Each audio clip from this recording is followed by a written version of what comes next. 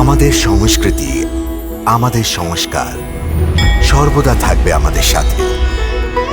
ভারতের মহান গ্রন্থ আর কাব্যের সম্পূর্ণ সংকলন। সাবস্ক্রাইব করুন তিলক।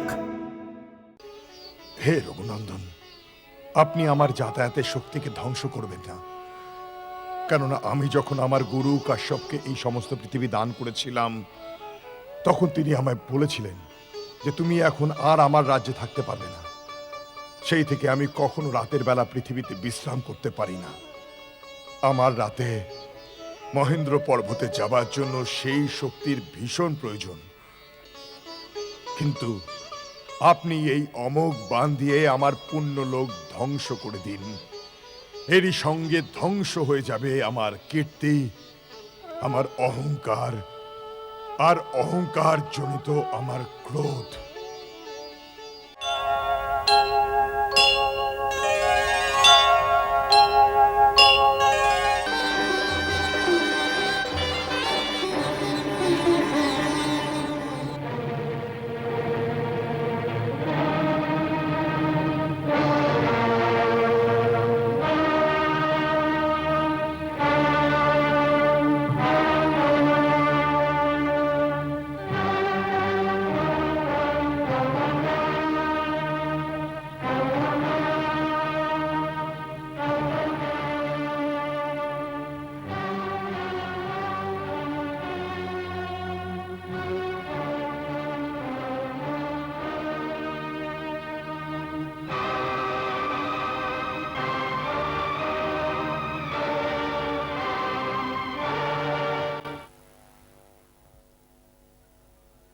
নিজের পরিচয় যে দিলে না তোমরা দুজন?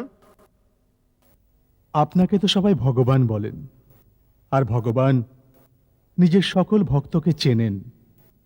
এই ভেবে যে আপনি আপনার এই ভক্তকে অবশ্যই চিনবেন, পরিচয় দেওয়া আবশ্যক মনে করিনি। এনারা অযোধ্যা নরেশ দশরথের সুপুত্র রাম ও লক্ষ্মণ। আপনি অত্যন্ত শুভ সময় এসেছেন ভগবান। আসুন, আসন গ্রহণ করুন। এরকম মিষ্টি মিষ্টি কথা বলে তুমি আমাকে ভোলাতে পারবে না মূর্খ জনক। আমি মহেন্দ্র পর্বতে তপস্যা করছিলাম, তখন শিব ধনুক ভাঙার ভয়ঙ্কর শব্দ শুনতে পাই। তাই আমি জানতে এসেছি যে আমার আরাধ্য ভগবান শিবের ধনুককে ভাঙার দুঃসাহস কে করেছে। বলছো না কেন মূর্খ? বলো, বলো কার মৃত্যু আমাকে এখানে নিয়ে এসেছে? তাড়াতাড়ি বলো, না হলে তোমার যতদূর রাজত্ব ততদূরে সবকিছু আমি ওলট পালট করে দেব। তোর গোটা রাজ্য আমি ধ্বংস করে দেব, ধ্বংস করে দেব। প্রভু, শিবের ধনুককে ভেঙে দেবে এইরকম সাহস তো আপনার কোনো দাসই করতে পারে। তার জন্যে কি আদেশ আপনি আমায় বলুন। সেবক হচ্ছে সে যে সেবা করে, যে শত্রুতা করে তাকে শত্রু মনে করা হয়, সর্বদা দণ্ড দেওয়া হয়। যে এই শিব ধনুক ভেঙেছে সে সহস্র বাহুর মতোই আমার শত্রু।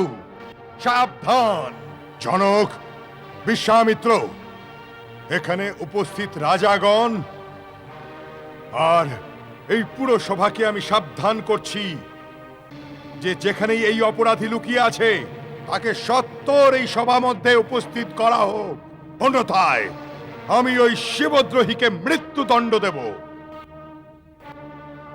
এটা জেনে রেখো যে তোমাদের মধ্যে একজন প্রাণে বাঁচবে না। একটা ধনুক ভেঙে গেছে, তার জন্য এত ক্রোধিত হওয়ার কারণ কি? আমরা তো ছোটবেলায় অনেক ধনুক ভেঙে ফেলেছি, সেই সময় তো কেউ রেগে যায়নি। রাজার অবাধ্য সন্তান, একটু বুঝে সুঝে কথা বল। সারা বিশ্বের সম্মানীয় শিবের ধনুককে বাচ্চাদের ধনুকের সঙ্গে তুলনা করছিস তুই? এটা সেই ধনুক যা দিয়ে শঙ্কর দিব্রাইকে বধ করেছিলেন। ব্রাহ্মণ দেবতা, আপনি ধনুকে ধনুকে পার্থক্য দেখতে পারেন। আমরা তো ক্ষত্রিয়, তীর ধনুক নিয়ে খেলা করা আমাদের দৈনন্দিন ব্যাপার। আমাদের কাছে তো সব ধনুকই একই রকম। অসভ্যতার একটা সীমা আছে। মনে হচ্ছে তো নিজের জীবনের প্রতি কোনো মোহ নেই। আমার মোহ হয়তো নেই, কিন্তু আপনার এই পুরনো ধনুকের প্রতি দেখছি অনেক বেশি মোহ। এটা ভেঙে যাওয়াতে আপনি বাচ্চাদের মতো কান্নাকাটি করছেন। রঘুবর এটাতে হাত লাগিয়েছেন আর এটা ভেঙে গেছে, এতে ওনার কোনো দোষ নেই। এর উত্তর দিন মুনিবর, অনেক ধমকেছেন আপনি। মনে হচ্ছে তুই নিজের মাকে পুত্রহীনা বানাতে চাস। আমি তো তোকে বালক মনে করে এতক্ষণ বাঁচিয়ে রেখেছিলাম। আর আমি আপনাকে একজন ব্রাহ্মণ ভেবে আপনার ওপর হাত উঠাইনি। আমাদের বংশে ব্রাহ্মণদের বধ করা হয় না, তাদের রক্ষা করা হয়। অসভ্য, অহংকারী, অবাধ্য বালক। মনে হচ্ছে তুই আমায় একজন কেবল বেদ পাঠী ব্রাহ্মণ ভেবে রেখেছিস। তুই জানিস না যে আমি একজন ক্ষত্রিয় কুলনাশক, বালক ব্রহ্মচারী, অতি ক্রোধী, সেই পরশুরাম যে বহুবার এই পৃথিবীকে ক্ষত্রিয় বিহীন করে দিয়েছে। ক্ষত্রিয় রাজাদের ধ্বংস সাধন করে এই পৃথিবী বারবার ব্রাহ্মণদের দান করেছি আমি। এই কুঠার দিয়ে আমি সহস্র বাহুর হাত কেটেছি। এই কুঠার দিয়ে আমি বারবার ক্ষত্রিয়দের রক্ত পান করেছি। আর আজ তোর রক্ত দিয়ে এই কুঠারের পিপাসা মেটাবো আমি। আপনি বারবার আমাকে ভয় দেখাচ্ছেন। এমন মনে হচ্ছে যে একজন বালক ফু দিয়ে পর্বতকে ওড়ানোর চেষ্টা করছে। ব্রাহ্মণ দেবতা যে বীর, সে বেশি কথা বলে না, আঘাত করে। এটা কাপুরুষের লক্ষণ যে যুদ্ধ করার বদলে তারা নিজেদের সম্বন্ধে বড় বড় কথা বলতে থাকে। বিশ্বামিত্র, যদি এই অসভ্য বালকের ভালো চাও তবে ওকে আমার চোখের সামনে থেকে দূরে নিয়ে যাও। আপনি চোখ বন্ধ করুন প্রভু, আমায় দেখতেই পাবেন না। বিশ্বামিত্র, একে আমার ক্রোধ আর পরাক্রমের পরিচয় দাও। নিজের গুণকীর্তন আপনি যেভাবে করে যাচ্ছেন তাতে অন্যের দরকারই পড়ে না। এখনো নিজের মহান কথা শোনাতে শোনাতে যদি মন না ভরে থাকে তবে শোনান যে কিভাবে আপনি এক কর্তব্যপরায়ণ কুমারের ওপর রেগে গিয়ে লক্ষ লক্ষ নির্দোষ ক্ষত্রিয়কে হত্যা করেছিলেন, বাবার ঋণ কিভাবে মিটিয়েছিলেন, মায়ের গলা এই কুঠার দিয়ে কিভাবে কেটেছিলেন। শোনান শোনান আপনার মহান কাজের পুণ্য কথা। ব্যাস, অনেক হয়েছে। আর কেউ আমায় দোষ দিও না। এই বালক এবার নিশ্চিত মারা যাবে। আশ্চর্য লাগছে যে আমার কুঠারের সামনে এসেও এখনো পর্যন্ত জীবিত আছে কি করে। আমারও অবাক লাগছে যে আমার দেবতুল্য দাদাকে মৃত্যুদণ্ড দেবার কথা আমার সামনে বলে কেউ এখনো আমার হাত থেকে বেঁচে যায়। লক্ষণ,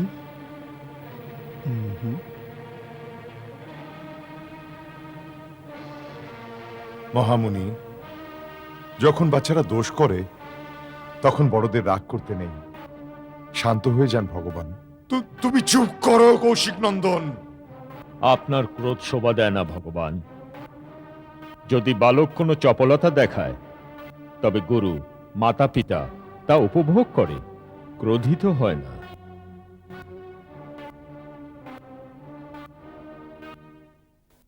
ভগবান, আপনি তো সব জানেন। বালকের এই কথাতে রাগ করবেন না।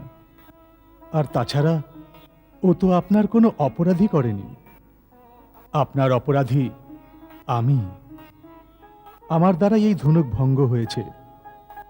দণ্ড যদি দিতেই হয় তবে আমায় দিন। আমাকে আপনার দাস মনে করে হয় আমার উপর কৃপা করুন, না হয় রাগ করুন। তা না হলে আমার প্রাণ নিন।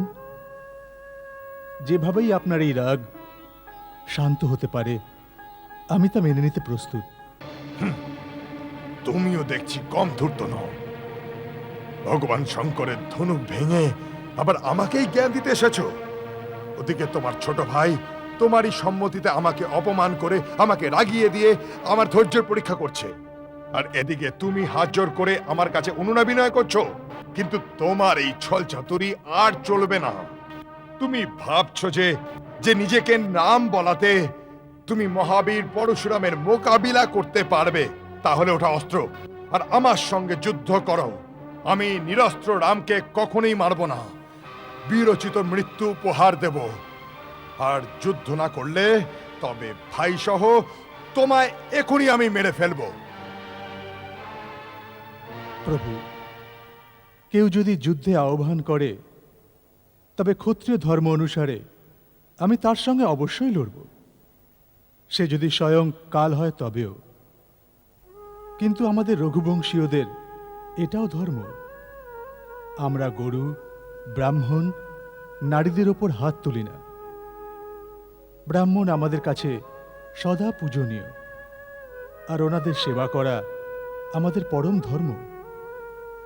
তাই প্রভু আর সেবকের মধ্যে যুদ্ধ কিভাবে হতে পারে? আমি আপনার সমকক্ষ কিভাবে হতে পারি? ভগবান, আমার তো ছোট্ট নাম রাম, কিন্তু আপনি পরশু সমেত পরশুরাম। আপনি আপনার রামকে এখনো চেনেননি, কিন্তু আমি তো আপনার প্রভুত্বকে জানি। আপনার কাছে হারাটাও আমার জিত। विप्र वंश की अस्प्रभुताई अभय हो ही जो तुम्हें डराई।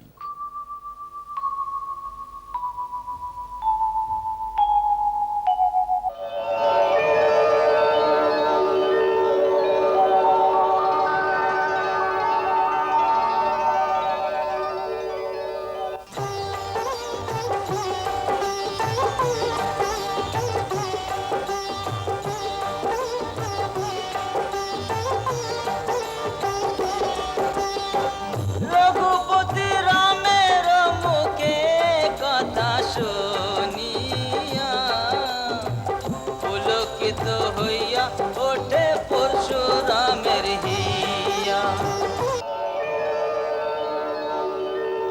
রাম, ধরো এই ধনুক।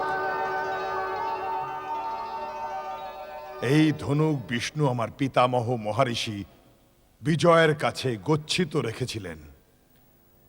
যদি বিষ্ণুর এই ধনুকে তুমি বাণ চড়াতে পারো তবে আমার সন্দেহ মিটে যাবে, আমি তোমায় চিনে ফেলবো। রাম রঘুপতি তহে ধনুক উঠায়, পরশুরামের সন্দেহ নিমেষে চলে যায়। পরশুরামের সন্দেহ নিমেষে চলে যায়।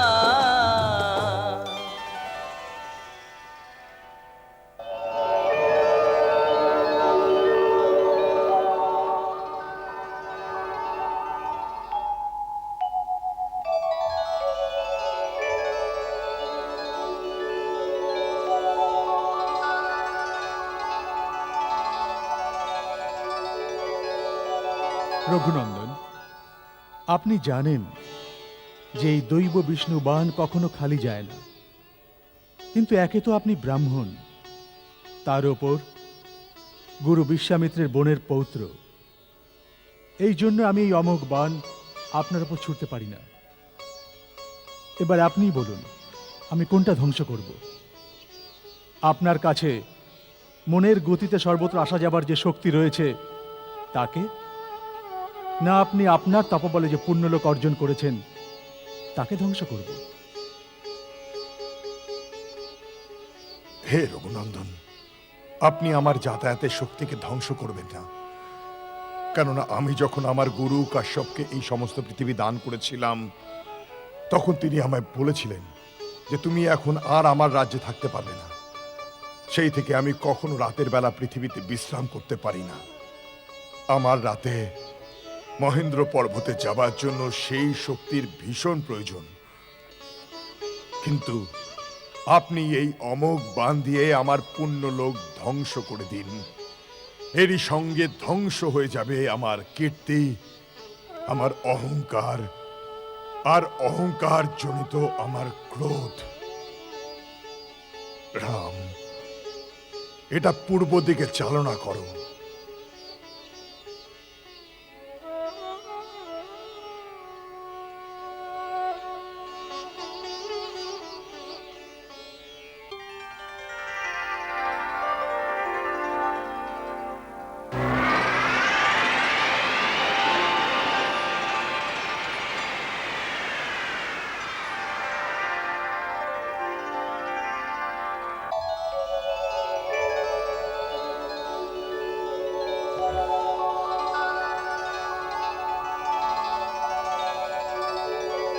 রঘুকুল তিলক, তোমার জয় হোক।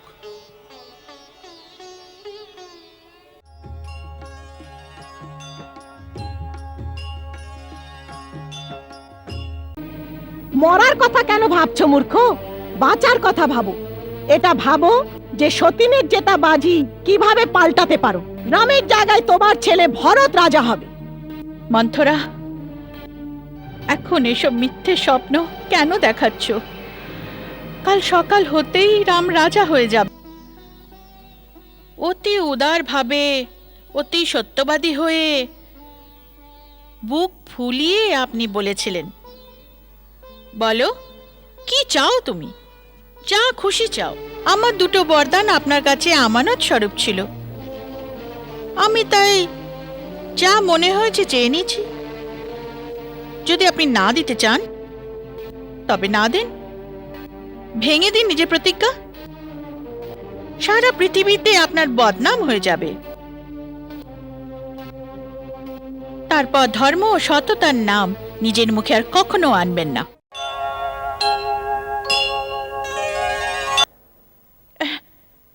কে জানে মন্থরাজ কোথায় চলে গেল?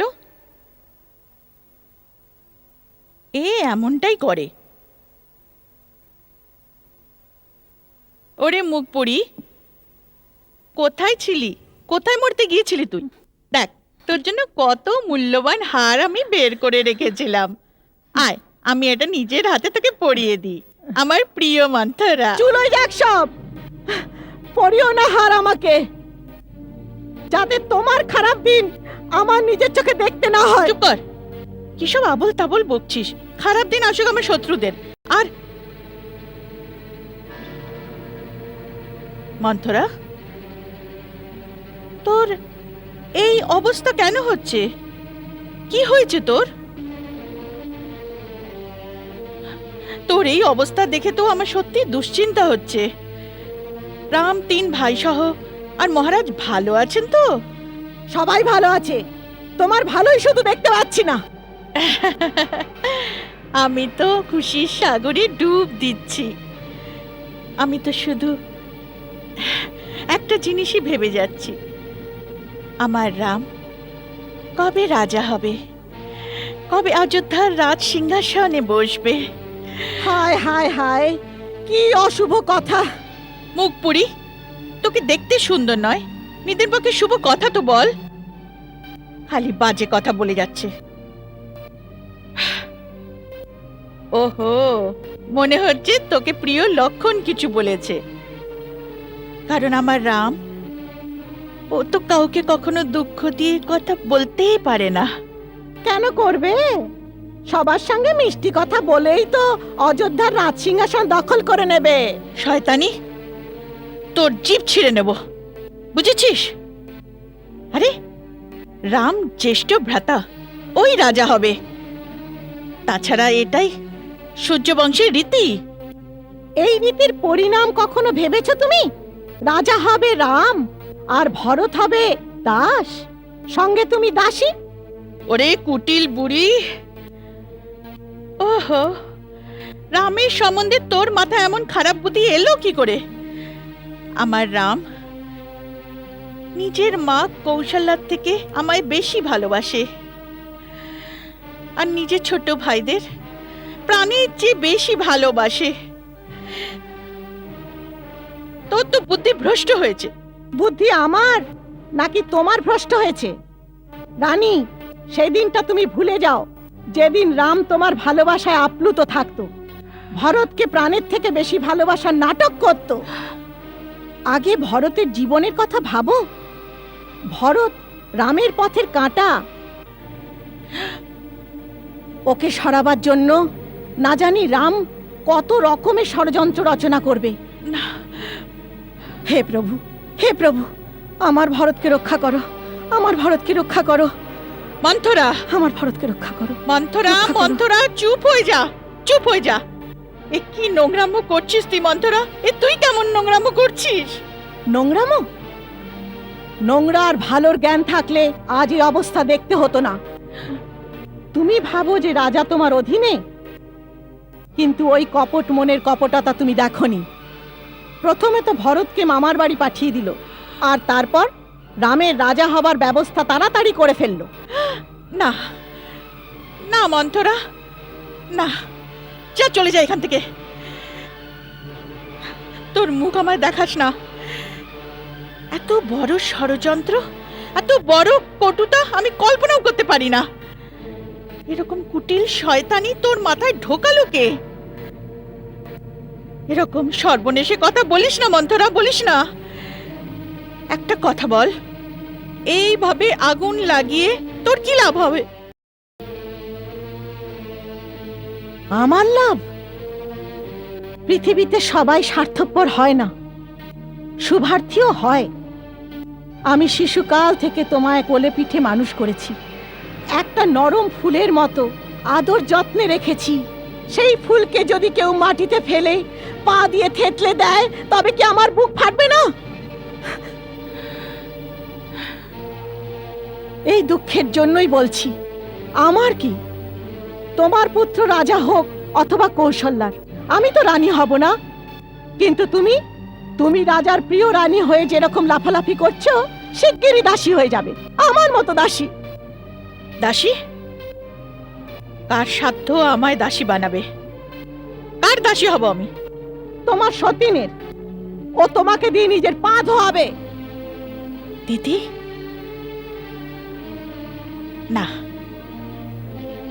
এই কাজ দিদি কখনো করতে পারে না, কখনো না। দিদি? যাকে তুমি দিদি দিদি বলছো, সেই সাপিনী তোমাকে এমন একটা ছবল মেরেছে, যে রাজাকে তুমি সারা জীবন হাতের মুঠোয় রেখেছো, তাকে দিয়েই তোমার সর্বনাশ করে ছেড়েছে।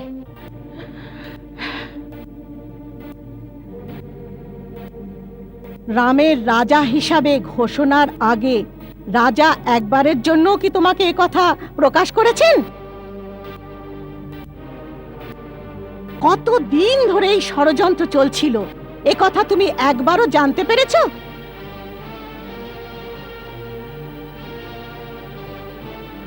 আমার প্রিয় রানী, তুমি সাপের বিষ চেনো না? সাপ যদি মাটিরও হয়, তাও বিষাক্ত নাগিনী হয়। কখন কখন স্বার্থ মনেতে এমন আগুন লাগায়, ধর্ম ন্যায় কর্তব্য উচিত অনুচিত সব কিছু হারিয়ে যায়। এই পৃথিবীর কোন নারী সতীন সজনা করে, এই আগুন কইকেয়ীর ও স্নেহর জ্ঞান জ্বালায়। এই আগুন কইকেয়ীর ও স্নেহর জ্ঞান জ্বালায়।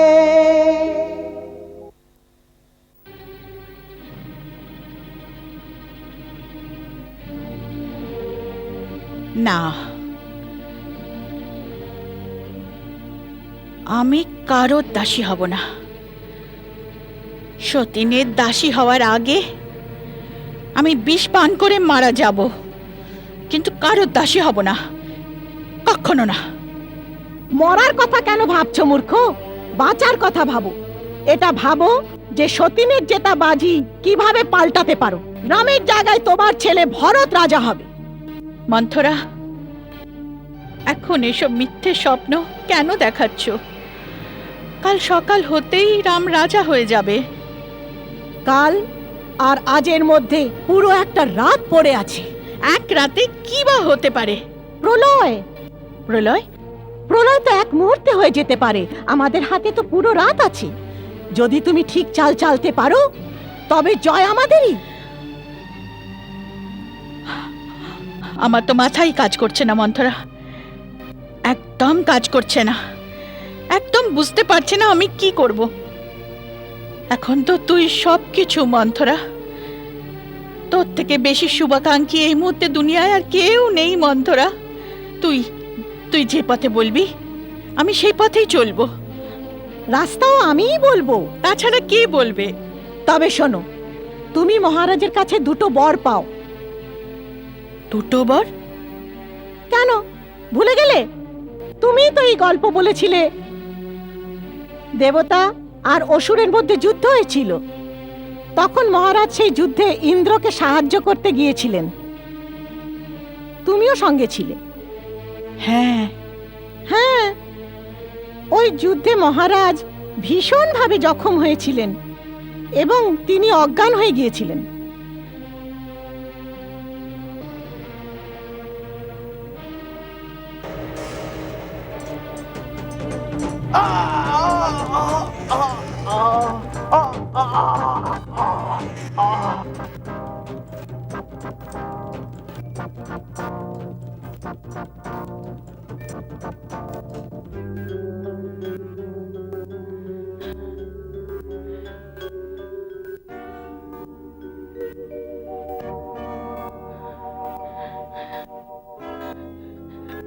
মহারাজ, মহারাজ, চোখ খুলুন মহারাজ।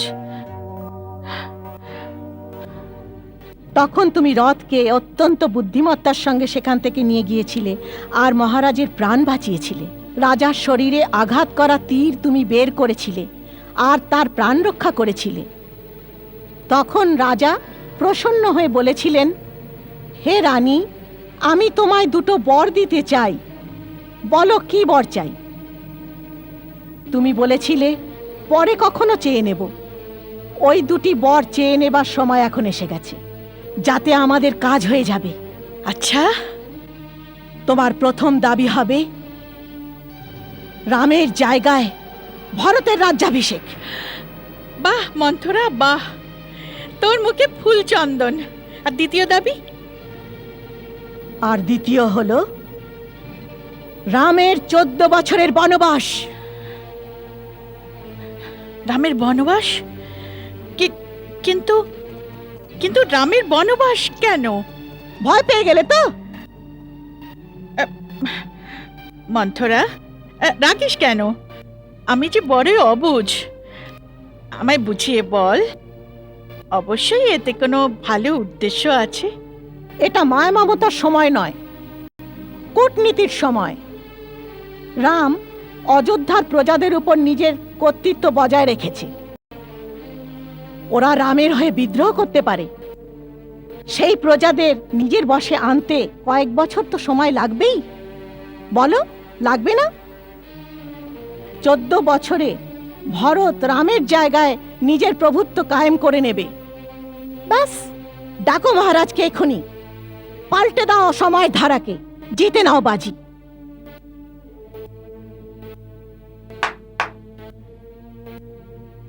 জয় হোক মহারানীর। যাও, মহারাজ যেখানেই থাকুন ওনাকে আমার খবর পাঠাও। বলো মহারানী কইকেই এখনই নিজের ভবনে ডেকেছেন। যাও। যথা আজ্ঞা।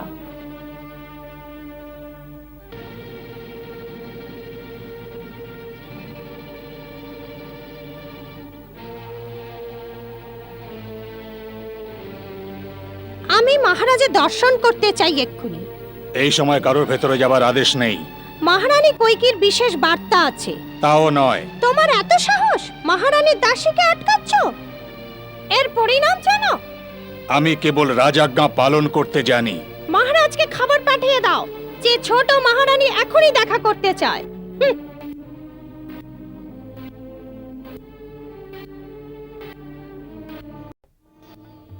রাম, কাল তোমার মাথায় রাজমুকুট পরানো হবে, কিন্তু এটা মনে রেখো, যে রাজমুকুট পরে সে নিজেকে নিজের দেশ ও নিজের প্রজাদের হাতে সমর্পণ করে দেয়।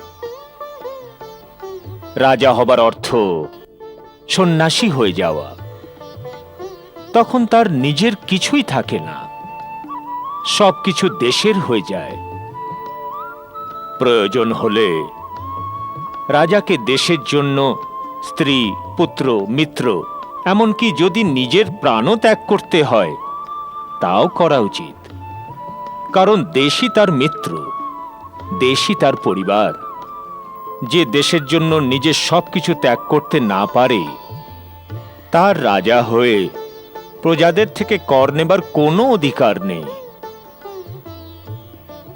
রাজাকে তার ব্যবহারের মাধ্যমে একটা মর্যাদা, একটা আদর্শ স্থাপন করতে হয়, কারণ প্রজারা সেটাকে দেখেই অনুসরণ করে।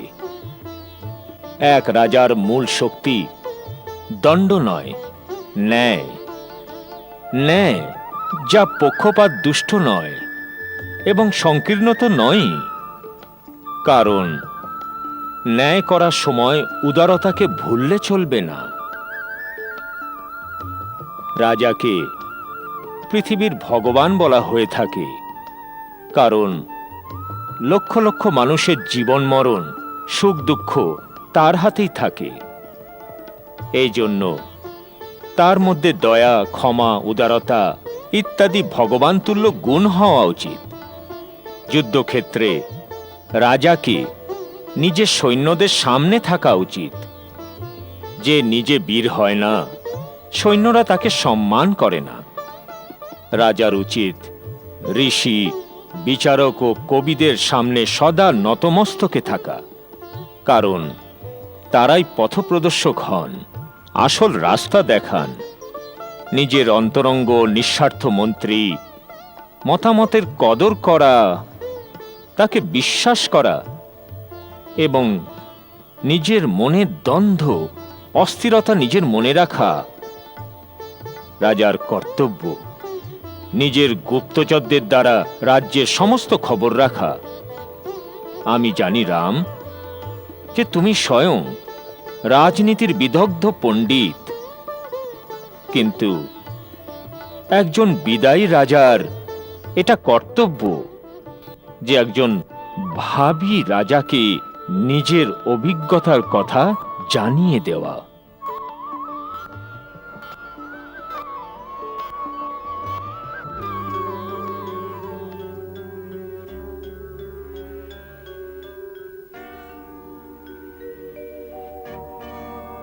দেখলে তো, মহারানী কৈকের অনুরোধ সত্ত্বেও দাসীকে মহারাজের কাছে যেতেই দিল না। এখনো তো রাম সিংহাসনে বসেইনি, তাতেই এই অবস্থা। আমিও দেখব কি করে বসে ও রাজ সিংহাসনে। এটাই তো দেখব, যে এই আগুন মহারাজের মিষ্টি মিষ্টি কথায় নিভে না যায়। সাবধান রানী, আজ পতির মিষ্টি মিষ্টি কথায় যদি গলে যাও, তবে সারা জীবন পস্তাতে হবে। উনি আগে আসুন তো, আগে আমাকে দেওয়া প্রতিশ্রুতির পূরণ করিয়ে নেব। তাড়াহুড়োতে সমস্ত পরিকল্পনা বানচাল হয়ে যাবে। তাড়াহুড়ো কিসের মন্থরা? এখন সময় বা কোথায়? তবু ঝোপ বুঝে কোপ মারাই উচিত। তবে তুই বল, এখন আমি কি করব? এই সময় অযোধ্যা নগরীতে তুই ছাড়া আমার আর কেউ নেই। তুই যে রাস্তায় আমায় যেতে বলবি মন্থরা, আমি সেই রাস্তাতেই চলবো। রাস্তা তো একটাই, নারী চরিত্র। নারী চরিত্র দেখাতে হলে পুরোপুরি দেখাও।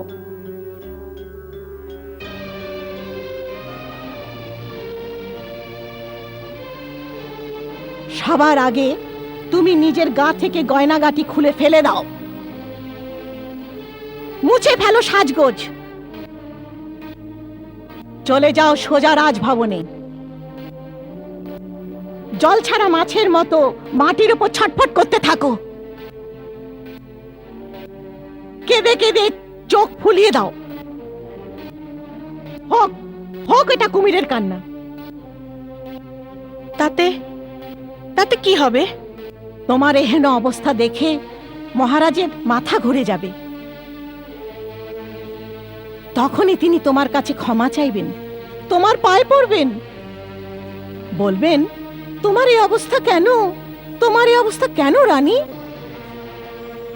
শোনো মোর প্রাণপ্রিয়, আমার সঙ্গে কথা বলো, কিন্তু সাবধান, কথা বলো না, কেবল চোখের জল ফেলতে থাকো। নারী চরিত্র দেখাতে হলে পুরোপুরি দেখাও।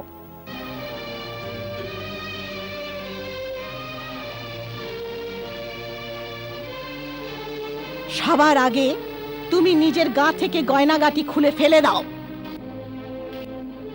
মুছে ফেলো সাজগোজ, চলে যাও সোজা রাজভবনে। জল ছাড়া মাছের মতো মাটির উপর ছটফট করতে থাকো, কেঁদে কেঁদে চোখ ফুলিয়ে দাও। হোক হোক এটা কুমিরের কান্না। তাতে তাতে কি হবে? তোমার এহেন অবস্থা দেখে মহারাজের মাথা ঘুরে যাবে, তখনই তিনি তোমার কাছে ক্ষমা চাইবেন, তোমার পায়ে পড়বেন, বলবেন তোমার এই অবস্থা কেন, তোমার এই অবস্থা কেন রানী? শোনো মোর প্রাণপ্রিয়, আমার সঙ্গে কথা বলো, কিন্তু সাবধান, কথা বলো না, কেবল চোখের জল ফেলতে থাকো। জোরে জোরে, শুধু জোরে জোরে শ্বাস নিতে থাকো, কিন্তু প্রাণনাথের কোনো কথার উত্তর দিও না কিন্তু। তাহলে আমি ওই বর দুটো কখন চাইবো? আরে বাবা, বলছি তো বলছি তো বলছি তো, দেখো আগে কথা নিয়ে নিও, রামের শপথ করিয়ে নিও, তারপর মনের কথা বলো। রামের শপথ যতক্ষণ না নেবেন, নিজের দাবি কখনো প্রকাশ করো না। ভয় পেও না কিন্তু, স্থির থেকো।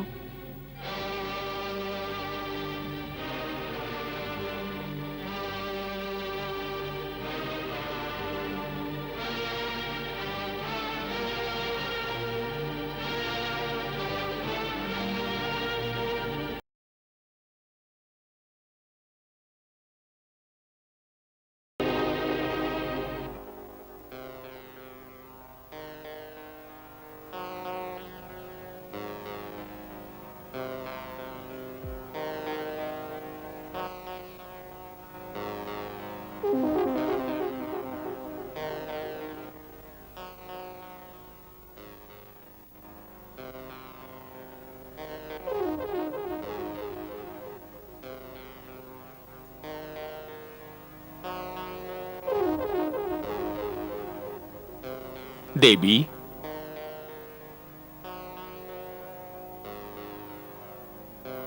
দেবী কইকেয়ী,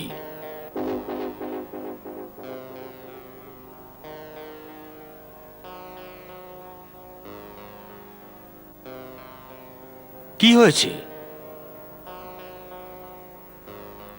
বলো, কি হয়েছে?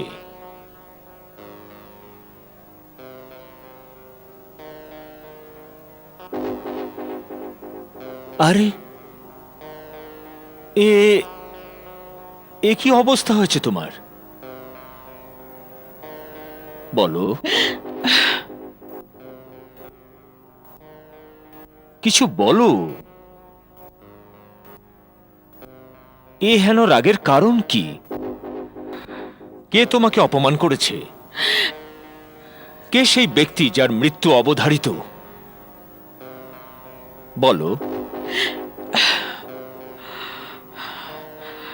কইকেয়ী, দেখো, তোমার এমন চুপ করে থাকা আমার ভালো লাগছে না। তুমি জানো যে তুমি আমার প্রাণের চেয়েও প্রিয়। তুমি যা চাও তাই পেতে পারো, যা চাও তাই দিতে পারি। যদি তুমি চাও তবে রাজাকে ভিখারি বানাতে পারো, অথবা ভিখারিকে রাজা। দেবী, যতদূর অবধি সূর্যের আলো পৌঁছায় ততদূরে সমস্ত পৃথিবী আমার অধিকারে রয়েছে। দ্রাবিড়, সিন্ধু, শ্রুতি, সৌরাষ্ট্র, দক্ষিণ প্রদেশ, অথবা অঙ্গ, বঙ্গ, মগধ, মৎস্য, কাশী ও কৌশল, এসব দেশই আমার অধিকারী। এত বড় সাম্রাজ্যে যা সব থেকে মূল্যবান বস্তু, চেয়ে নাও, আমি এখনই তা তোমায় দিয়ে দেব। কিন্তু আমার প্রতি এরকম ক্রুদ্ধ হও না। তুমি যদি রেগে যাও, আমি বাঁচব কাকে নিয়ে? দেবী, চাও কি চাইবে? আমি তোমায় কথা দিচ্ছি, যা চাইবে এই মুহূর্তে দিব।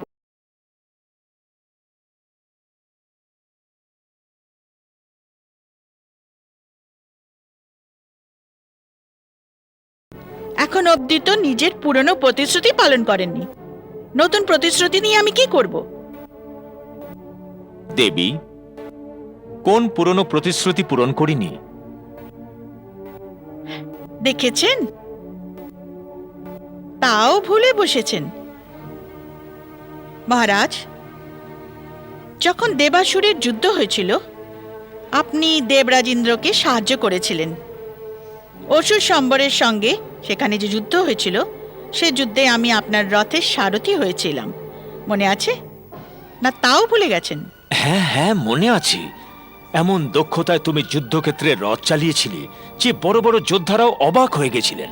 আর সেই যুদ্ধে যখন আপনি বর্ষার আঘাতে ঘায়েল হয়ে অজ্ঞান হয়ে গিয়েছিলেন, যদি আমি সেই সময় শত্রুদের মাঝখান থেকে রথ বের করে না নিয়ে আসতাম, তাহলে আপনার প্রাণ বাঁচত না।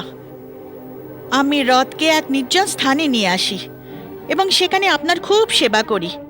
এর ফলে আপনি জ্ঞান ফিরে পান, আপনি প্রাণে বাঁচেন, আর আপনি নতুন জীবন ফিরে পান। মনে আছে তো? মনে আছে, সবকিছু মনে আছে। সেদিন থেকে আমি আমার জীবনকে তোমারই দান বলে মনে করি। যখনই বলবে তোমার জন্য নিজের প্রাণ দিয়ে দেব। আপনার প্রাণ নিয়ে আমি কি করব? আমি তো কেবল আপনাকে মনে করিয়ে দিচ্ছি। সে সময় আপনি বলেছিলেন, প্রাণপ্রিয়া, তুমি আমার প্রাণ রক্ষা করেছ, আমি তোমায় 2টো বরদান দিচ্ছি, বলো কি বর তুমি চাও? হ্যাঁ হ্যাঁ। কিন্তু তখন আমি বলেছিলাম, মহারাজ, আমার এই 2টো বরদান আপনার কাছে আমানত করে রেখে দিন, যখন প্রয়োজন হবে চেয়ে নেব। হ্যাঁ হ্যাঁ, এখন আমার কেন যেন মনে হচ্ছে যে আমি সে সময় কৃপণতা করেছিলাম। তুমি যে বীরত্ব দেখিয়েছিলে, তার জন্য তোমায় 2টো নয় 4টে বর তোমায় দেওয়া উচিত ছিল। 4? মহারাজ, বলো। আগে তো আপনি 2টোই পূরণ করে দিন, তাই যথেষ্ট। কিন্তু তা পূরণ করতে অসুবিধাই বা কোথায়? তুমি এক্ষুনি চাও, আমি প্রতিজ্ঞা করছি যে যা চাইবে আমি তা পূরণ করে দেব। আমি অনেক দিন ধরে শুনেছি এই ধরনের কথা, এখন আর আপনার কথায় আমি বিশ্বাস করি না। দেবী, একজন রঘুবংশীর কথা বিশ্বাস করছো না? রঘুবংশে সবাই এটাই মেনে আসছে যে প্রাণ যাবে কিন্তু কথার অনড় হবে না। মহারাজ, এরকম মিষ্টি মিষ্টি কথা আমাকে আর বলবেন না। দেখো, তুমি আমার প্রাণের থেকেও প্রিয়। আমি তোমার শপথ করছি। আমার শপথ? হ্যাঁ। আমার থেকেও প্রিয় নিশ্চয়ই কেউ আছে। হ্যাঁ, রাম। তবে রামের শপথ কেন করলেন না? রামের শপথ?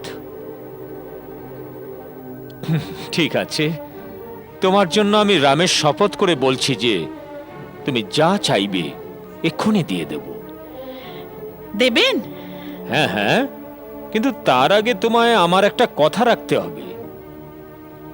কি?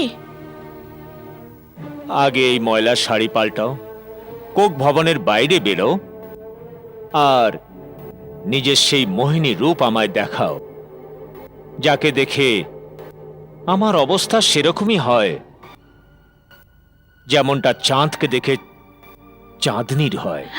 কিন্তু আপনি আমার পুরো কথাটা তো শুনুন। যদি এখন তো আমি রামের শপথ করে ফেলেছি। ওঠো, একবার সেই মোহিনী রূপ দর্শন করিয়ে দাও, তোমার 2টো বরই সঙ্গে সঙ্গে পূরণ হয়ে যাবে। সত্যি।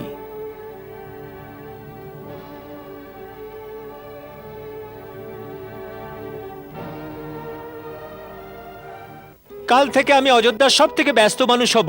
সম্ভবত কোনো দিন তোমার সঙ্গে দেখাও হবে না, কারণ সারা রাজ্যের চিন্তা মাথায় থাকবে। এত চিন্তা তো মহারাজেরও হয় না। না হয় উচিত। আমরা থাকতে ওনাকে চিন্তা করতে হলে আমাদের প্রয়োজনটা কি? রাজার মাথায় যে বোঝা থাকে তা কম করাই আমার কাজ। সেবকের ধর্ম, সৈনিকের কর্ম, সীমার সুরক্ষা, সব জায়গাতেই আমাকে লক্ষ্য রাখতে হবে। কিন্তু একটা জায়গা তো আপনি একদম ভুলে গেছেন। উর্মিলা, তুমি তো আমার জীবন শক্তির আধার, আমার প্রেরণা। আচ্ছা, কথা বলতে আপনি ভালোই পারেন, দেখো প্রিয়ে, দাদা ভরত ও শত্রুঘ্ন থাকলে কিছুটা দায়িত্ব ওদের ঘাড়েও পড়তো। আমি মাতা কৈকেয়ীকে বলবো কালই ভরত দাদাকে নিয়ে আসতে, যাতে লক্ষণ তার উর্মির জন্য কিছু সময় বের করতে পারে।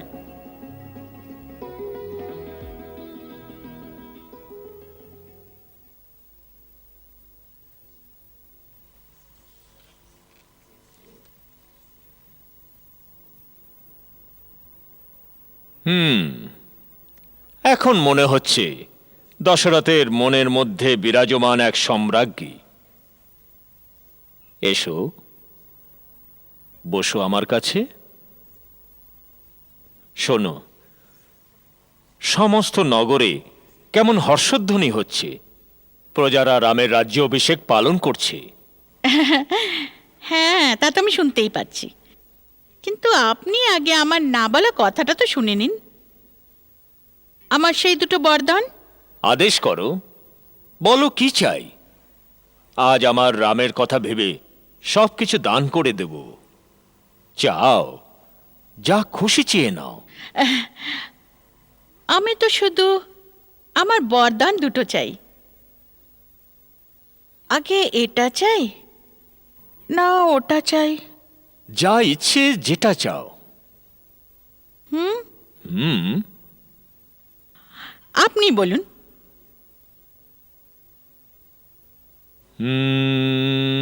এটা এটা চেয়ে নাও। চাই? হ্যাঁ হ্যাঁ,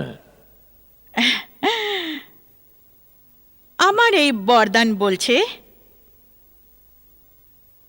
অযোধ্যার রাজা আমার ছেলে ভরত হবে, রাম নয়।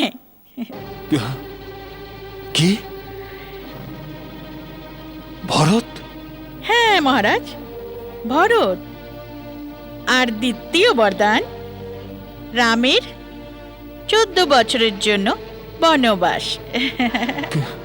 কে? রামের বনবাস?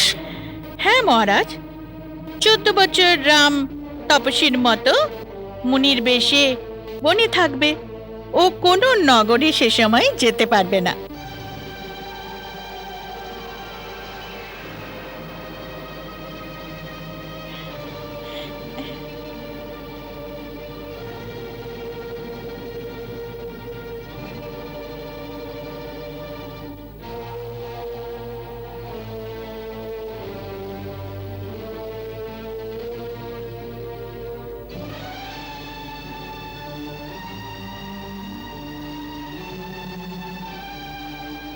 আরে,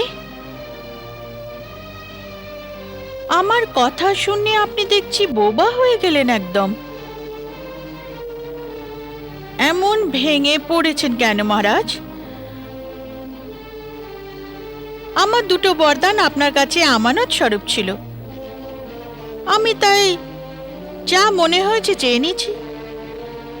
যদি আপনি না দিতে চান তবে না দেন, ভেঙে দিন নিজের প্রতিজ্ঞা। সারা পৃথিবীতে আপনার বদনাম হয়ে যাবে। তারপর ধর্ম ও সততার নাম নিজের মুখে আর কখনো আনবেন না। কইকেয়ী, জানো তুমি কি চাইছো? খুব ভালো মতো জানি মহারাজ আমি কি চাইছি। না না, এ কি করে সম্ভব হতে পারে? এ বর আমি কিভাবে দিতে পারি? অতি উদার ভাবে, অতি সত্যবাদী হয়ে বুক ফুলিয়ে আপনি বলেছিলেন, বলো কি চাও তুমি, যা খুশি চাও। কি ভেবেছিলেন আপনি যে সিধা সাদা কইকেই সামান্য ছোলা বাদাম চাইবে? আরে, আমি এক রাজার কন্যা আর এক রাজার ধর্মপত্নী। একটা রাজ্যের থেকে কম আর কি বা চাইতে পারি? এটা ভাবেননি আপনি? ভাবা উচিত ছিল,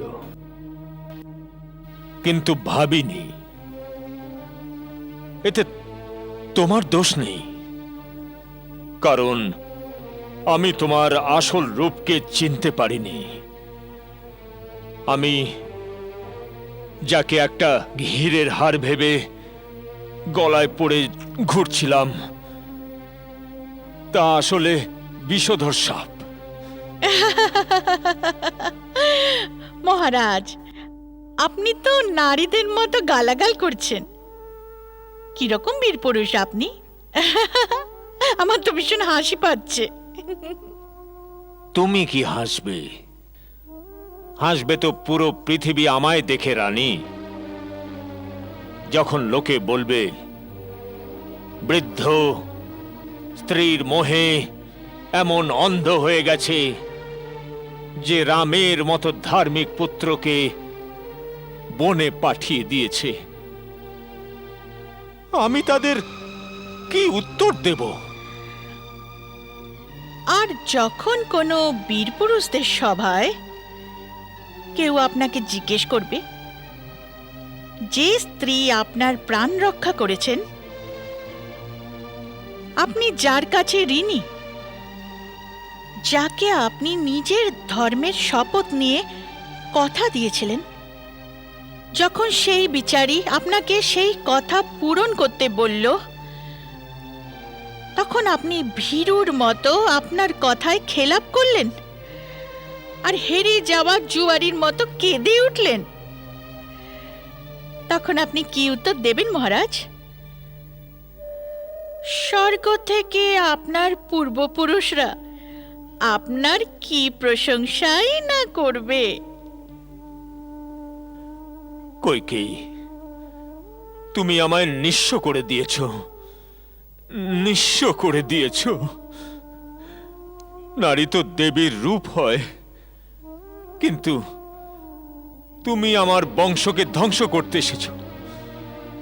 হে ভগবান, আমি এমন নারীকে কেন বিশ্বাস করলাম? এরকম বাজে কথা কেন বলছেন মহারাজ? আমি তো কোনো পরস্ত্রী নই, আর ভরত কি আপনার পুত্র নয়? ঠিক আছে, এখন আমার সম্পূর্ণ বিশ্বাস হয়ে গেছে যে আপনি আপনার প্রতিজ্ঞা পূর্ণ করবেন না। মন দিয়ে শুনে রাখুন, রামের অভিষেকের আগে আপনাকে আমার চিতায় আগুন দিতে হবে। আজ অযোধ্যার রাজ দরবার দিয়ে হয় রাম বনে যাবে, নয়তো কৈকেয়ীর সব যাত্রা বেরোবে। কারণ এরকম অধার্মিক, কথার খেলাপি কাপুরুষ রাজার পত্নী হওয়ার থেকে ঢের ভালো নিজের প্রাণ ত্যাগ করে দেওয়া। এরকম রূঢ় শব্দ মুখ থেকে বের করো না প্রিয়ে। কে তোমার মনে এরকম খারাপ চিন্তা ঢুকিয়ে দিয়েছে? কে আমাদের প্রেম ও বিশ্বাসের মাঝে বিষ ভরে দিয়েছে? ভরত আর রাম তো আমার দুই নেত্র। তুমি ভরতকে রাজা করতে চাও, আমি মেনে নিচ্ছি। আমার রামের রাজ্য লোভ নেই, ও তো রাজসভাতেই না বলে দিয়েছিল। ভরত যদি রাজা হতে চায়, তবে আমি প্রাতেই ভরত ও শত্রুঘ্নকে ডাকিয়ে নেব। অন্য লগ্ন দেখে ভরতকে রাজ্য দিয়ে দেওয়া হবে। কিন্তু রামকে বনবাসে পাঠানোর কথা তোমার মন থেকে মুছে ফেলো। তোমার দ্বিতীয় বরদান ফিরিয়ে নাও রানী, ফিরিয়ে নাও। কখনো না, এ কখনো হতে পারে না। যদি আপনি দিতেই চান, তবে দুটো বরই দিতে হবে। আমি আজই রামের বনে যাওয়া নিজের চোখে দেখতে চাই।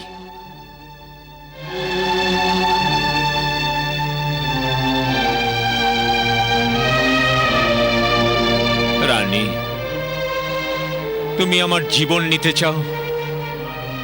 আমি এখনই তা তোমায় দিয়ে দিচ্ছি। কিন্তু রামকে আমার থেকে দূরে সরিও না, দূরে সরিও না রানী। মহারাজ, রাম যদি আপনার এতই প্রিয়, তবে ওর শপথ দিয়ে আমাকে কথা দেবার দরকার কি ছিল? ভারী উদার হয়ে, দানী হয়ে কোন মুখে বলেছিলেন চাও চাও কৈকেয়ী, যা চাইবে তাই দেব। মহারাজ দশরথ রঘুকুল শিরোমণি, আপনার সেই রঘুকুলের রীতি এখন কোথায় চলে গেল? প্রাণ যাবে তবু কথা নড়বে না।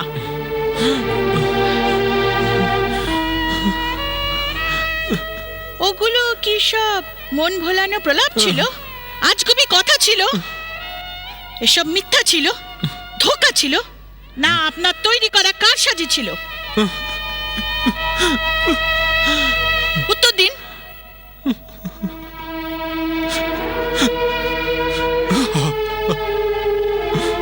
হে ভগবান, তুমি আমার এ কেমন পরীক্ষা নিচ্ছ? আমি রামকে কিভাবে মুখ দেখাবো? কোন মুখে বলবো যে রাম, তুমি আর রাজ্যের অধিকারী নও? হে রাম,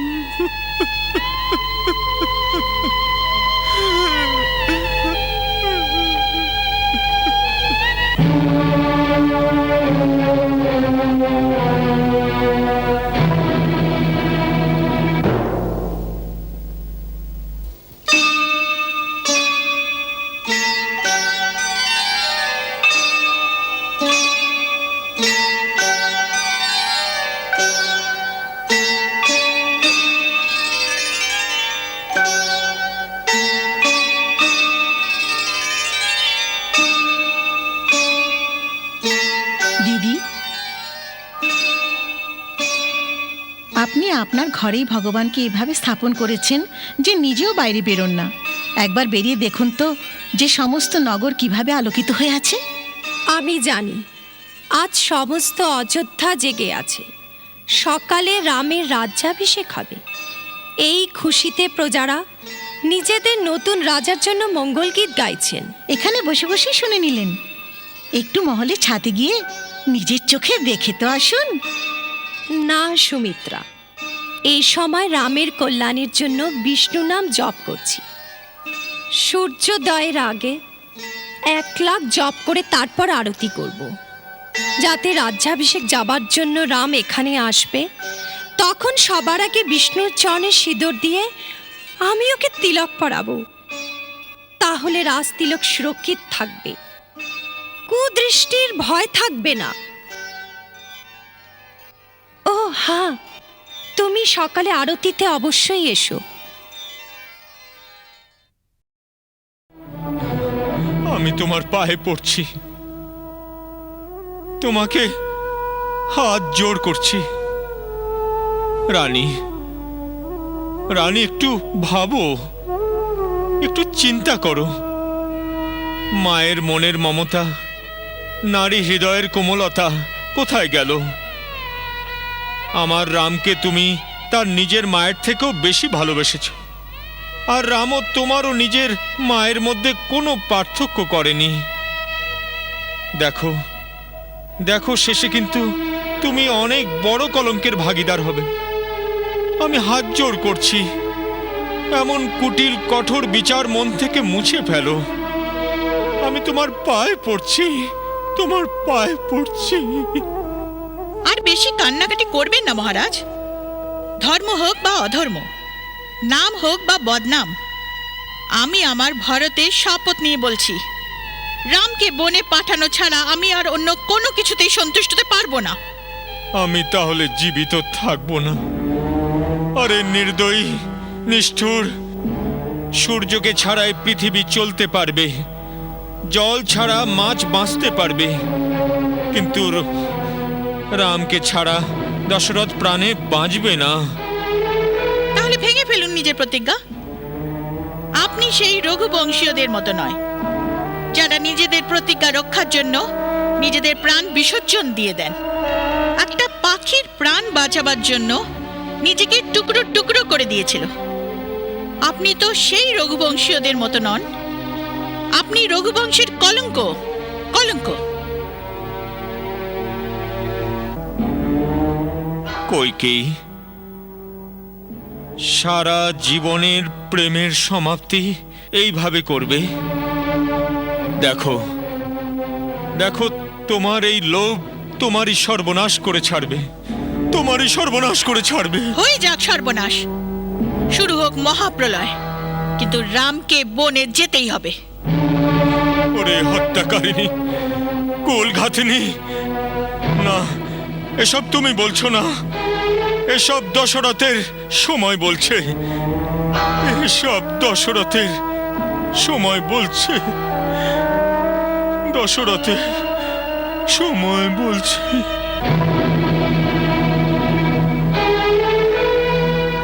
আপনারও ততটাই অধিকার আছে আমার ওপর। এজন্য উনি যদি না বলেন তবে ওনার হয়ে আপনিই বলে দিন, আমি কি করলে আপনি সন্তুষ্ট হবেন। তুমি যখন বলছো তখন আমি বলে দিচ্ছি। তোমার পিতাশ্রী আমায় দুটো বর দিয়েছিলেন, বলেছিলেন যখন ইচ্ছে হবে চেয়ে নিও। আজ আমি আমার ওই দুটো বর চেয়েছি, কিন্তু যদি উনি আমার বর দুটো মেনে নেন তবে পুত্রমোহ সামনে চলে আসে, আর যদি না মানেন তবে ধর্ম ও সত্য কলঙ্কিত হয়। ও বেচারা তো ভীষণ ধর্ম সংকটে পড়ে গেছেন, আর তাই সংকোচ বশত তোমাকে বলতে পারছে না। ওই বর দুটো কি মাতা? প্রথম এই যে তোমার জায়গায় ভরতের রাজ্যাভিষেক হোক, আর দ্বিতীয়? আর দ্বিতীয়টা তুমি মুনিবেশ ধারণ করে 14 বছরের জন্য বনে থাকো।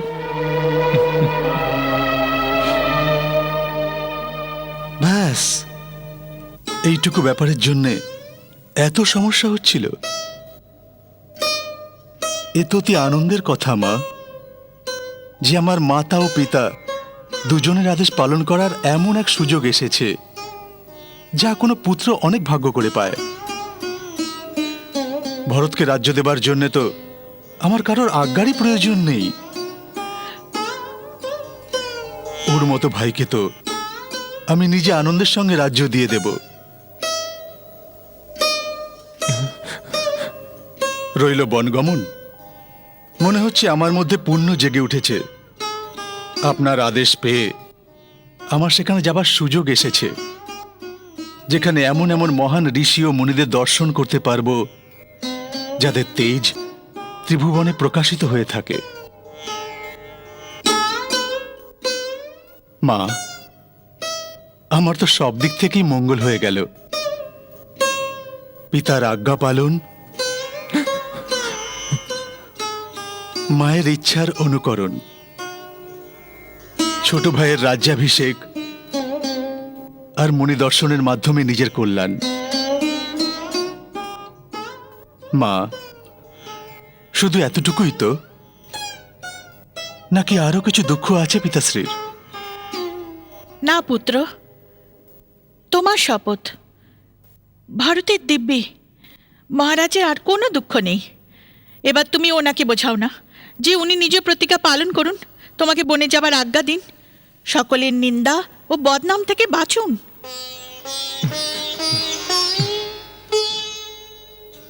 পিতাশ্রী, আমি আপনার মনোরথ জেনে গেছি।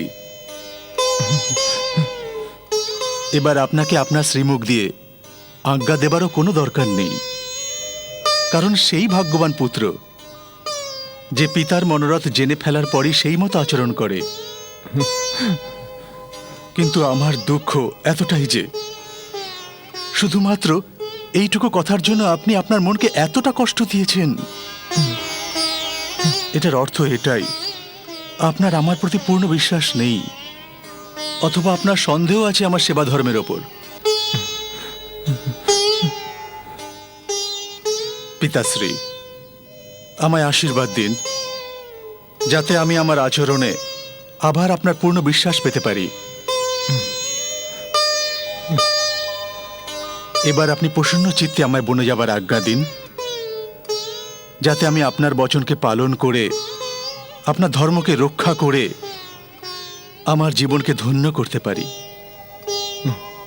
আমি মাতা কৌশল্যা ও মাতা সুমিত্রার থেকে আজ্ঞা নিয়ে বনে যাবার আগে আপনার চরণ বন্দনার জন্য এক্ষুনি আসছি। ঠিক আছে মা, আমায় অনুমতি দিন।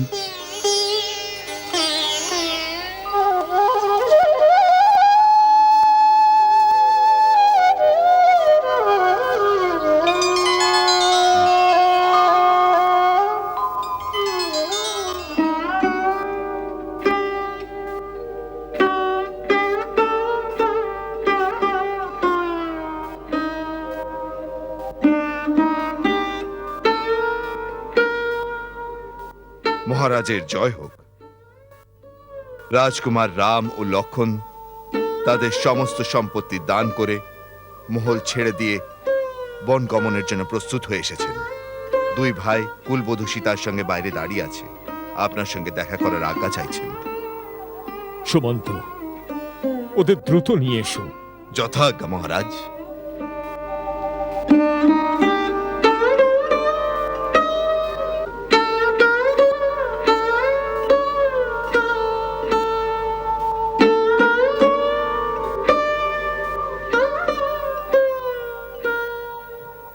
পিতাশ্রী, আমি দণ্ডকারণ্যে যাবার আগে আপনার আশীর্বাদ নিতে এসেছি। আমার সঙ্গে লক্ষণ আর সীতাকেও বনে যাবার আজ্ঞা দিন। কে? লক্ষণ, সীতা? না না না। আমি এই দুজনকে থামাবার অনেক চেষ্টা করেছি, কিন্তু ওরা আমার কথা কিছুতেই শোনেনি। আপনি শোক ত্যাগ করুন পিতাশ্রী, আর আমাদের যাবার অনুমতি দিন। আমি 14 বছর বনে থেকে আপনার প্রতিজ্ঞা পূরণ করার পর পুনরায় আপনার চরণে আশ্রয় নেব। না না রাম, তুমি বনে যেও না। কৈকেয়ীকে দেওয়া প্রতিশ্রুতিতে আবদ্ধ আমি, তুমি না। তুমি বীর, এজন্য ধর্মসম্মতভাবে দেওয়া এই রাজ্যকে তুমি জোর করে কেড়ে কেন নিচ্ছ না? পিতাশ্রী, আমি জানতাম আপনি এই কথাই বলবেন। আমি আপনার মহানতা জানি।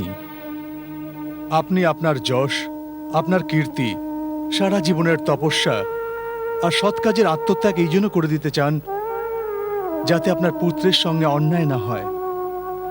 যার পিতা এরকম মহান, তার পুত্রেরও এটাই কর্তব্য যে সে পিতার মহানতাকে রক্ষা করে চলে।